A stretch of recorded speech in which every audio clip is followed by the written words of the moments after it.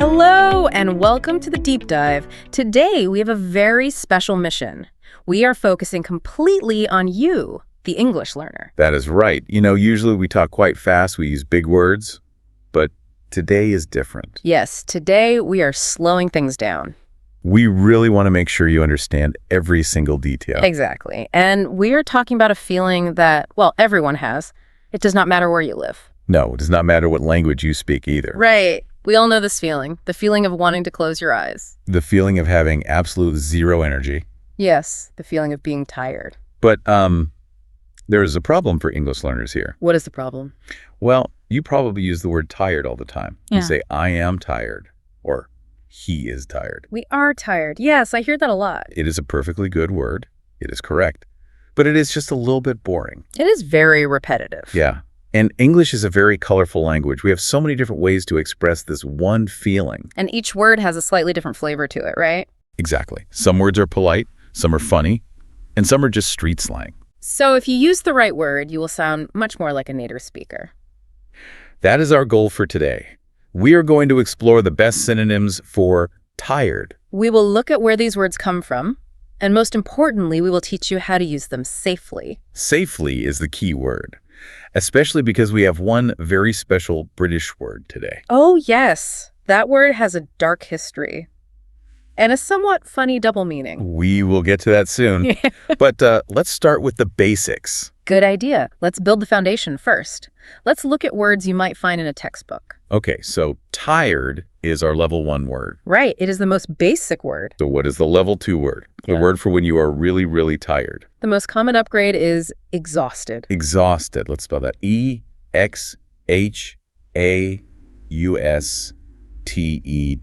I hear people say this one quite a lot. I am exhausted. It is a very strong word.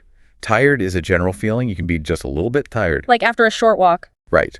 But exhausted means you have nothing left. Your energy is gone. Is there a good picture we can use to understand this? Yes, there is. Think about a car. A car needs gas to move. It needs fuel. Exactly. And when you drive the car for a long time, the gas tank gets lower. And lower. Until eventually, the tank is completely empty. There is no gas inside. And the car stops. It cannot move. Right. The word exhausted actually comes from an old Latin word. Oh, really? What word? The word exhaurior. It literally means to empty out. To empty out. That makes sense. Yes. So when you say, I am exhausted, you are saying, my tank is empty. I have used all my fuel. Precisely. You are an empty vessel. So I should not use this word if I'm just a little bit sleepy. No, do not do that. If you say, I am exhausted after reading one page of a book, people will think I'm acting dramatic. yes, they will. Yeah. You use exhausted for big things. Hard work. Give me a good situation. Imagine you just ran a marathon. Oh, wow. 42 kilometers. Exactly. When you finish the race, you can barely walk. Your legs are shaking. In that moment, you are exhausted. Yes. Or imagine you worked for 12 hours at your job. No breaks. No lunch. Right. When you finally go home, you're exhausted. I like that. It feels like a machine. It feels industrial. That is a great observation. English speakers often talk about their bodies like machines. We burn fuel. We break down. And we get exhausted. Okay, that makes sense. But what if my body is fine? What do you mean? Like, I didn't run, I didn't work all day, I can still walk around fine, but my eyes just want to close. They feel heavy. That is a very different feeling. That is not feeling empty. That is feeling heavy. Is there a specific word for heavy eyes? There are two very good words for this. Sleepy and drowsy. I know sleepy. That just means I want to sleep. Yes, sleepy is very direct. Your body is asking for a bed. What about the other word? Drowsy? Drowsy is a little more specific. It describes the feeling of being half awake and half asleep. Can you paint a picture for me? Sure. Imagine it's winter. It is very cold outside. Okay, I am imagining it. But inside your house, the heater is on. It is very warm. That sounds nice and cozy. You are sitting on a soft sofa. You have a warm blanket over your legs. Oh, I am already getting tired. And maybe you just ate a really big meal. Ah, yes. The classic food coma. Exactly. The room is warm, your stomach is full, the house is quiet. And your eyes start to close. Yes. You open them for a second, but then they slowly close again. That is the feeling of being drowsy. Yes. You are not exhausted. You didn't run a marathon. Oh. The warm environment is just making you drowsy. So exhausted is about having zero energy. But drowsy is about being very close to falling asleep. Correct. In fact, you can be exhausted, but not drowsy at all. Really? How is that possible? Think about playing a very important football game. Okay. You run around the field for 90 minutes. You give it all your effort. My body would be totally empty. I would be exhausted. Yes. But imagine your team won the game. Oh, I would be so happy. Your heart is beating fast. You are celebrating with your friends. You are shouting. I see. My body is exhausted, but my brain is wide awake. Exactly.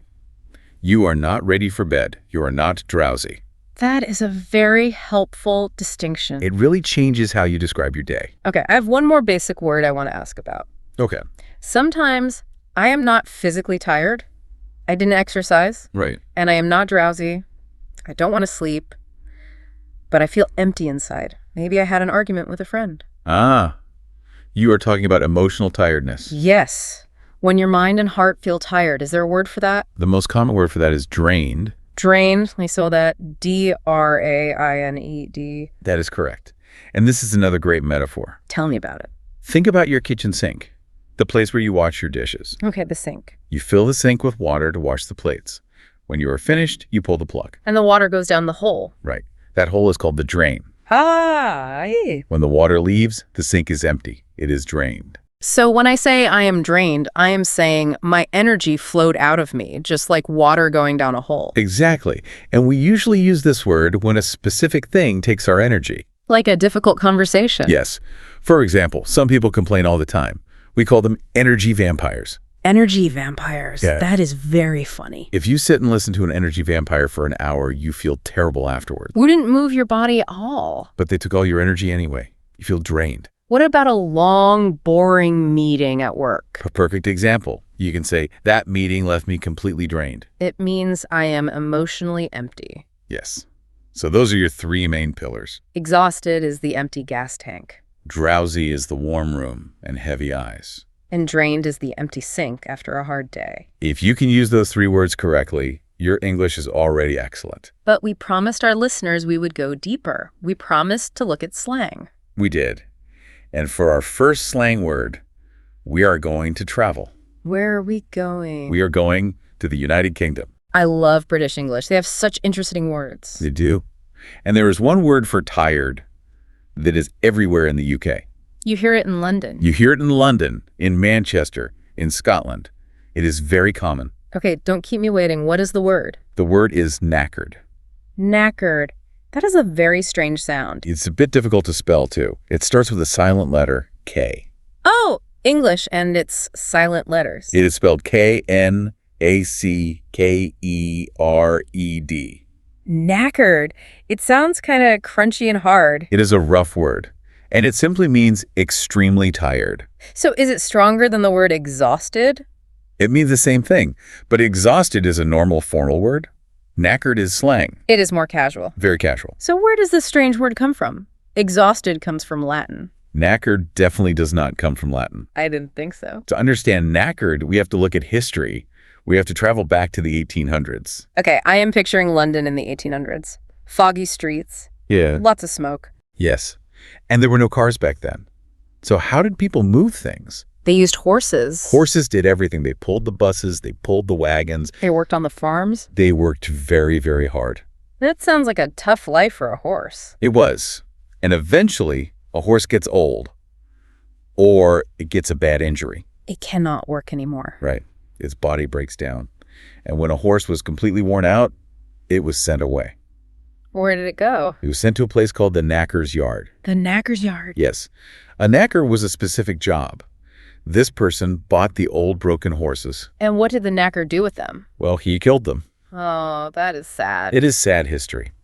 The knacker would take the dead horse and turn it into useful materials. Like what? He would make glue from the horse's bones, and he would make leather from the skin. Wow. That is a very dark origin story. It is very grim. But now, think about the modern metaphor. Okay. When you go home and say, I am knackered, what are you really saying? Oh, I see. I am saying that I am like the old horse. Exactly. You are saying, I have worked so hard today that my body is broken. I am ready for the knacker's yard. Please turn me into glue. Yes. You are exaggerating how tired you are. British humor can be very dark, can it? They love to complain in a dramatic way. It is part of the culture. So if I work all day in the garden, I can say I'm knackered.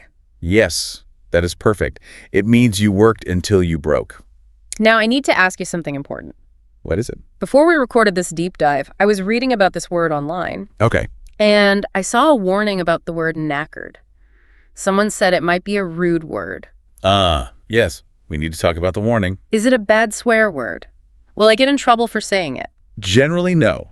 Knackered is considered safe. You will hear people say it on daytime television. You hear it in movies, too. Yes, family movies use it. So what is the problem? That is what I want to know. The problem is the root word.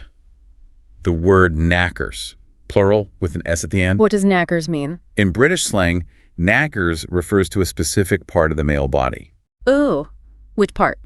The testicles. I see. Yes. They are called the knackers. So does the word knackered have a hidden sexual meaning? Historically, yes, it did.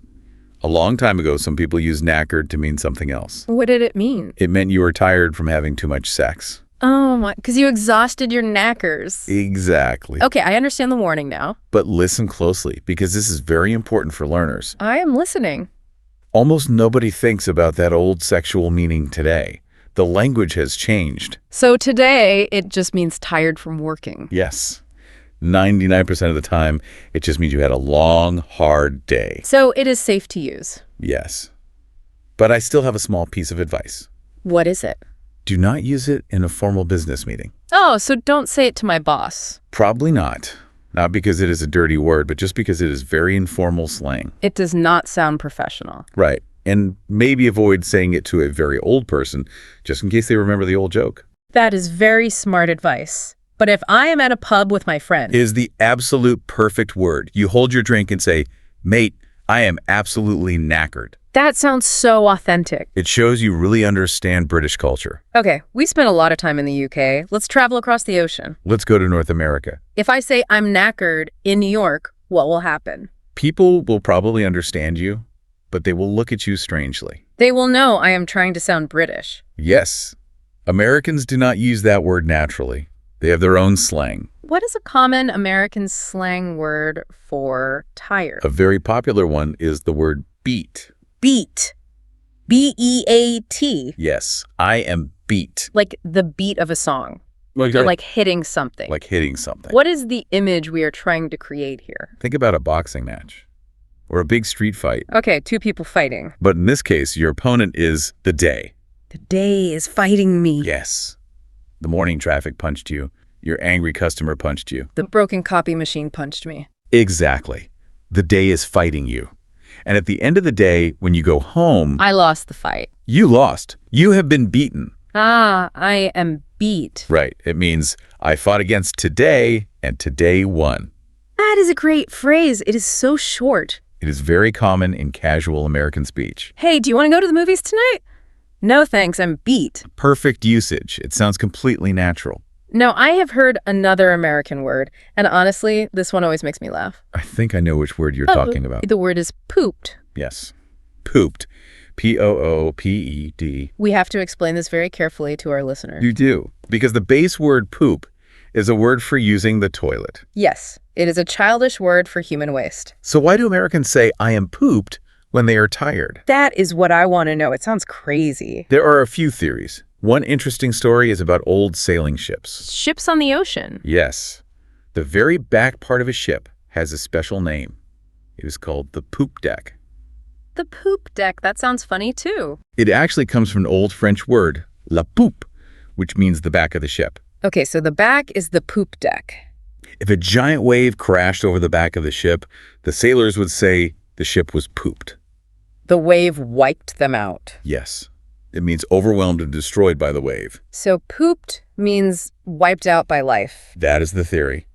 But honestly, most modern Americans do not know anything about ships. They just like saying the funny word. Exactly. It sounds very soft and playful. You definitely would not say I am pooped if something terrible happened. No, never. You only use it for light, easy situations. We walked around the shopping mall all day. I'm pooped. Yes, or the kids played in the park for 3 hours. They are pooped. It is cute. It is.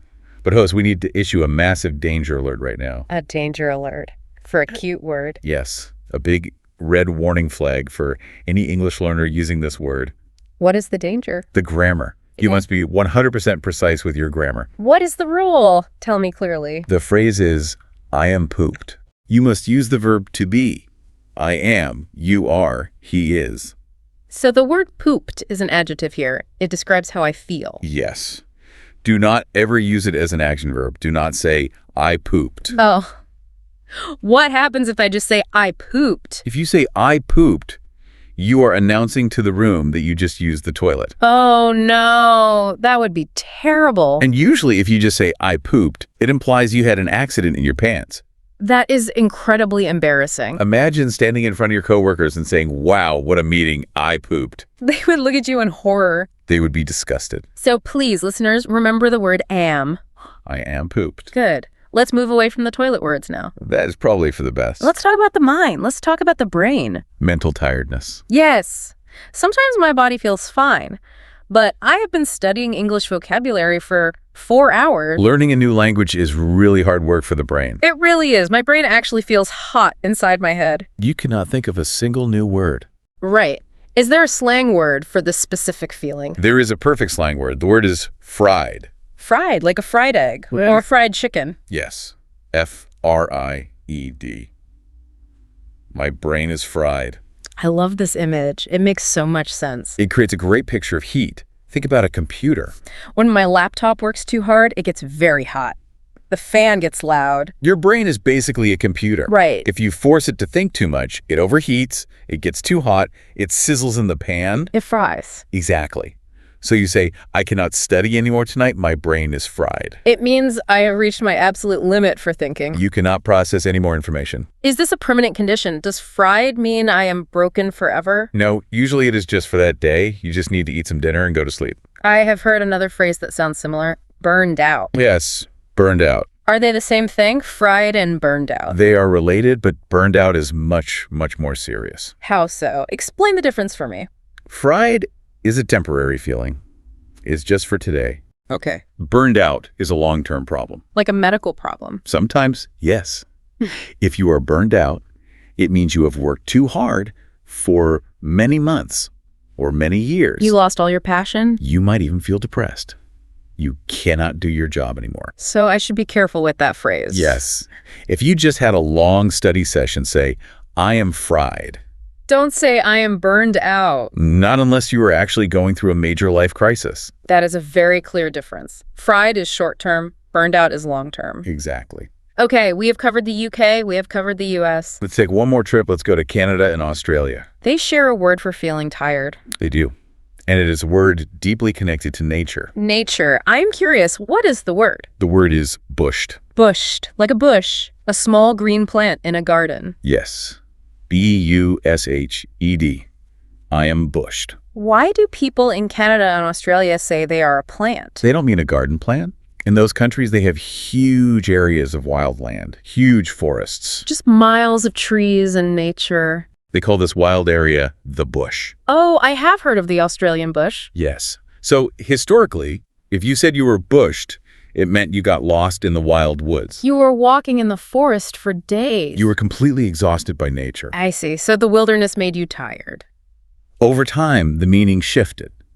Now, you can live in a big modern city like Toronto or Sydney. And you can still say, I am bushed, after working at an office. Yes. This just means you are very tired. Sure. But it has this rugged outdoor flavor to it. I really like that. It connects the daily language directly to the land. It paints a nice picture. Okay. We have learned a lot of amazing slang today. Knackered, beat, pooped, fried, bushed. It is a fantastic list. But I have a practical problem. What is your problem? Well, what if I am at work? Yes. I am in a meeting with the big manager. I cannot look at her and say, I am knackered. Definitely not. And I absolutely cannot say I am pooped. We already discussed that danger. Please never say that in a meeting. So how do I sound professional? How do I tell my team I am tired without sounding lazy? That is a great question. In modern business English, we try to sound very objective. Objective. Yes, we try to sound like we are managing resources, like a project manager. So we do not talk about personal feelings. Exactly. You do not talk about feeling heavy or sleepy. You talk about energy and capacity. Give me a good professional phrase. Instead of saying, I am tired, you can say, I am a bit low on energy today. I am low on energy. That sounds like the battery on my phone. It does. It sends a specific message to your boss. What is the message? It says, I really want to do the work, but my battery is simply too low right now. It sounds responsible. It doesn't sound like complaining. Right. What if you need to go rest?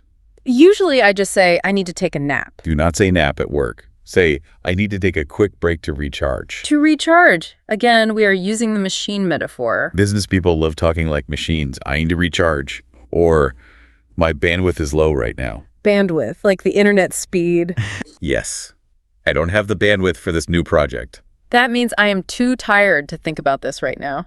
But it sounds so much smarter. It really does. It protects your professional reputation. You are not a lazy worker. You just have low bandwidth. I am definitely going to use that trick next week. Sorry, boss. My bandwidth is too low. Works like a charm. This has been such a fascinating journey today. We started with the basic word, tired. And now you have an entire vocabulary for every kind of tired. Before we finish, let's do a quick review. Let's do a lightning round. I love a lightning round. I am ready. I will describe the feeling. You give me the correct word. Let's do it. Okay. Number 1. The car tank is totally empty. I have 0 fuel left. That is exhausted. Number 2. The room is warm. I ate too much. My eyes are heavy. That is drowsy. Number 3. A person complained to me for an hour. The sink is empty. You are emotionally drained. Number 4. I am in London. I worked hard like an old horse. You are absolutely knackered. Number 5. I am in America. I fought against the day and I lost. You are beat. Number 6.